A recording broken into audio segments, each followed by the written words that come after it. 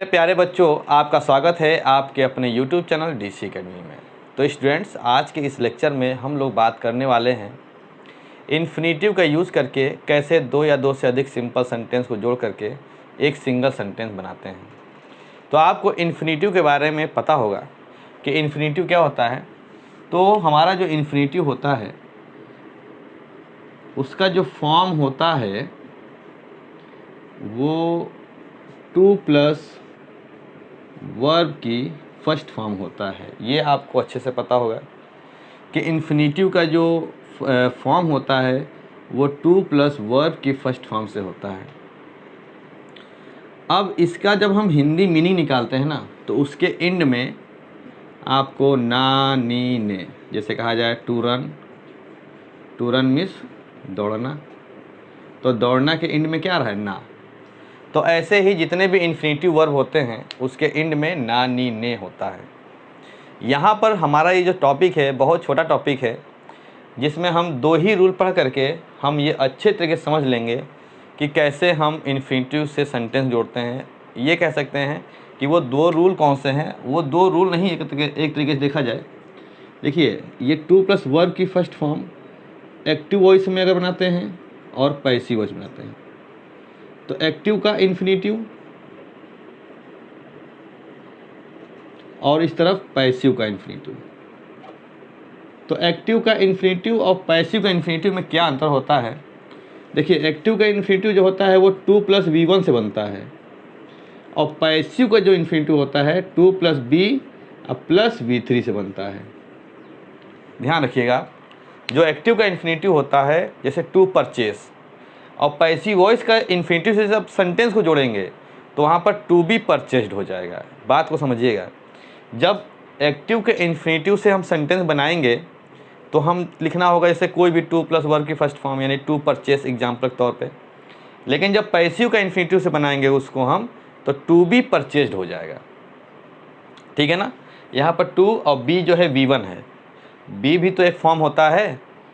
तो अब आइए सेंटेंस को देखते हैं। दरअसल ये सेंटेंस कैसे होते हैं, देखिए जैसे लिखा हो आई टुक अ नाइफ, मैंने एक चाकू उठाई, मैंने एक चाकू उठाई। आई वांटेड टू किल अ हेन, मैं एक मुर्गी काटना चाहता था। मैंने एक चाकू उठाई, आई वांटेड टू किल अ हेन, मैं एक मुर्गी को काटना चाहता था। तो यहाँ पर देखिए ना, यहाँ पर जो इसमें वर्क हुआ है आई टुक अ नाइफ में, जो यहाँ पर एक्टिविटी हुई है, वो एक्टिविटी क्यों हुई है उसका यहाँ पर पर्पस दिया है। क्या दिया है? पर्पस। तो पर्पस आपको कहाँ से पता चल रहा है? मुर्गी को काटने के लिए।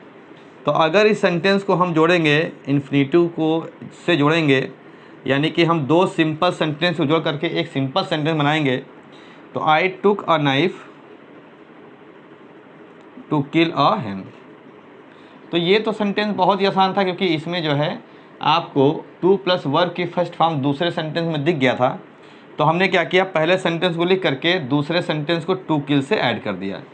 अब यहाँ पर आप देखिए, ये दो अलग अलग सिंपल सेंटेंस थे, इसको जोड़ करके हमने एक सिंगल सिंपल सेंटेंस बना दिया है। और यहाँ पर इस सेंटेंस का एक ये फाइनाइट वर्ब था और यहाँ पर ये एक फाइनाइट वर्ब था, लेकिन हमने जब इसको जोड़ा तो ये वाला फाइनाइट वर्ब इसमें नहीं रहेगा। यानी कि सिंपल सेंटेंस में एक फाइनाइट वर्ब होना चाहिए, जो कि यहाँ पर है ये, और ये जो टू किल है ये आपका इन्फिनेटिव वर्ब है। तो इस तरीके से हम इन्फिनेटिव के सेंटेंसेस को जोड़ करके हम सिंगल सेंटेंस बना लेते हैं। और भी एग्जाम्पल समझते हैं। जैसे लिखा है Ram has gone to Kanpur, जैसे एक एग्जाम्पल और समझा जाए। जैसे लिखा है Ram has gone to Kanpur,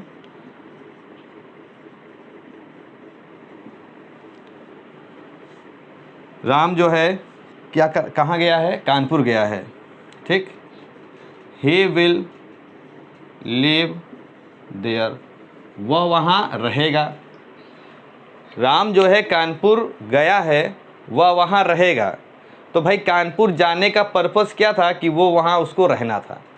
तो सेंटेंस में देखिए यहाँ पर कोई इन्फिनेटिव नहीं दिख रहा आपको, लेकिन हमको पर्पस दिख रहा कि कानपुर वो क्यों गया था। तो हम सेंटेंस को बनाएंगे तो लिखेंगे Ram has gone to Kanpur to live there. देखिए, तो यहाँ से जो टू लिव आया है ये इन्फिनिटिव आया कि नहीं आया।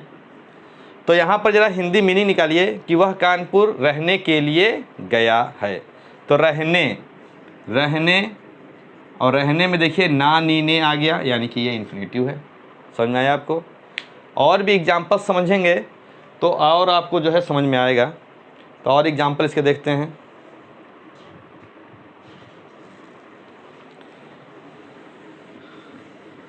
जैसे लिखा है, एक सेंटेंस लिखा हुआ है, he wanted to educate his son. He wanted to educate his son. वह अपने लड़के को पढ़ाना चाहता था। तो जब पढ़ाना चाहता था तो उसने क्या किया कि उन्होंने अपने लड़के को कहाँ भेज दिया। He sent him to Delhi, new Delhi. अब इस सेंटेंस को देखिए, लिखा हुआ है कि he wanted to educate his son. वह अपने लड़के को पढ़ाना चाहता था तो उसने क्या किया, अपने लड़के को दिल्ली भेज दिया। तो अब इस सेंटेंस को अगर हमें बनाना है तो नॉर्मली सी बात है, ध्यान से दीजिएगा। लिखेंगे ही सेंट हिज सन। सेंटेंस को अपने अकॉर्डिंग बना रहे हैं। उन्होंने अपने लड़के को भेज दिया, कहाँ भेज दिया, टू न्यू दिल्ली भेज दिया। अच्छा, पर्पस क्या था कि उनको एजुकेट किया जाए, टू बी एजुकेटेड। तो यहाँ पर आप देख लीजिए कि ये जो आपका यूज हुआ है ये पैसिव सेंटेंस आपका बना है, ये आपका पैसिव वॉइस में बना है, इसीलिए टू बी एजुकेटेड किया गया। तो ये काफ़ी आसान होता है। आइए कुछ और भी रूल समझते हैं। रूल नंबर 2, रूल नंबर 1 ये हमारा हो गया, जिसमें ये बताया गया कि इसमें कोई एक्शन होता है और इसका पर्पस दूसरे सेंटेंस में होता है, तो उस पर्पस को उठा करके उसको 2 + V1 से जोड़ देते हैं। क्लियर। आइए कुछ सेंटेंस और समझते हैं। जैसे कि मान लीजिए लिखा हुआ है, जैसे लिखा है रूल नंबर 2 में हम समझेंगे इसको। जैसे लिखा जाए ही इज वेरी वीक, और यहाँ लिखा है ही कैन नॉट जंप प्रॉपरली। तो आप रूल नंबर 2 में समझ लीजिए कि 2 सेंटेंस आया हो और पहले सेंटेंस में वेरी आया हो या 222 आया हो, दोनों में से कोई भी आया हो, वेरी या फिर 2। अब देखिए यहाँ लिखा ही इज़ वेरी वीक, वह इतना ज़्यादा कमज़ोर है कि वह जंप नहीं कर सकता है। एक एग्जांपल और ले लें। जैसे लिखा है the fan is too high, इतना ऊंचा है, पंखा इतना ऊंचा है, full stop, that the mechanic can not reach it. अब यहाँ पर देखिए सेंटेंस दोनों बन गया, लिखा हुआ है कि he is very weak, he can not jump properly, और यहाँ पर लिखा है the fan is too high, the mechanic can not reach it up. तो जैसे यहाँ पर आप देखिए वेरी आया है, तो आपको करना क्या होता है कि इस वेरी की जगह पे TW2 लगाते हैं।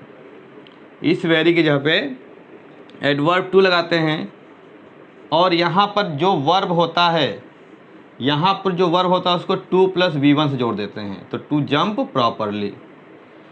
आपने ये ट्रांसफॉर्मेशन में रूल पढ़ा होगा, ये उसी का जो है यहाँ पर आपको देखने को मिला है सिंथेसिस में, कि 2 सिंपल सेंटेंस को जोड़ करके मैंने एक सिंपल सेंटेंस बनाया है, he is too weak to jump properly.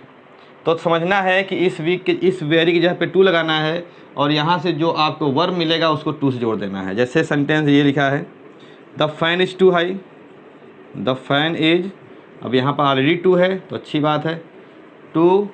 अब यहाँ पर the fan is too high, पंखा इतना ऊंचा है कि मैकेनिक नहीं पहुँच सकता वहाँ पर, तो the fan is too high. अब किसके लिए है ये, फॉर द मैकेनिक, मैकेनिक के लिए इतना ऊंचा है ये पंखा, ठीक है, टू रीच इट। अब तो यहाँ पर आप देखिए हमने यहाँ पर ये जो यहाँ पर देखिए दोनों सेंटेंस के सब्जेक्ट क्या थे, सेम थे, लेकिन यहाँ पर फ़ैन की बात हो रही है और मैकेनिक की बात हो रही है। तो ये फ़ैन किसके लिए ऊंचा था? मैकेनिक के लिए बहुत ऊंचा था। तो the fan is too high for the mechanic to reach it up, कि वो उस पर पहुँच सके। तो आप यहाँ देखिए, यहाँ पर जो वर्ब की फर्स्ट फॉर्म है टू रीच, हमने यहाँ पर इसको ऐड कर दिया। तो इस तरीके से हमारा ये छोटा सा जो टॉपिक था वो समाप्त होता है। ये आपको समझ में आया है स्टूडेंट्स? मैंने पूरी कोशिश किया है कि आपको ये दोनों रूल समझ में आ जाए। अगर अच्छा लगा है वीडियो तो लाइक करिए, अगर चैनल पर पहली बार है तो सब्सक्राइब कीजिए, और हो सके तो अपने दोस्तों को शेयर कीजिए। Thanks for watching and have a nice day. Thanks for watching.